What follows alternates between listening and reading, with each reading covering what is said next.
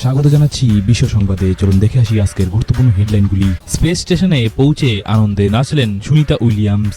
একাধিক বাধা অতিক্রম করে অবশেষে বুধবার মহাকাশে পাড়ি দিয়েছিলেন ভারতীয় বংশোদ্ভূত মহাকাশচারী সুনিতা উইলিয়ামস। এই নিয়ে তৃতীয়বার মহাকাশে পাড়ি দিয়েছেন সুনিতা উইলিয়ামস। রাজনৈতিক স্বার্থে যুদ্ধ দীর্ঘায়িত করছেন নেতানিয়াহু, এমনটাই বললেন আমেরিকার প্রেসিডেন্ট জো বাইডেন। অন্তহীন যুদ্ধ রুখতে ফের বার্তা দিয়েছেন আমেরিকার প্রেসিডেন্ট জো বাইডেন। ইসরায়েলের উদ্দেশ্যে ফের কড়া বার্তা দিলেন আমেরিকার প্রেসিডেন্ট। বলেছেন, ইসরায়েলি প্রধানমন্ত্রী বেঞ্জামিন নেতানিয়াহু যে ইচ্ছাকৃতভাবে গাজার যুদ্ধ টেনে বাড়িয়ে চলেছেন, সাধারণ মানুষের সেটা বিশ্বাস করার পেছনে যথেষ্ট কারণ রয়েছে।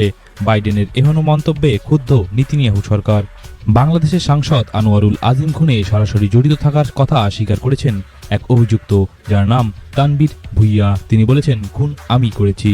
জেলেনস্কি বলেছেন, আমি ভারতের প্রধানমন্ত্রী নরেন্দ্র মোদীর সাথে তার নির্বাচনী বিজয়ের জন্য তাকে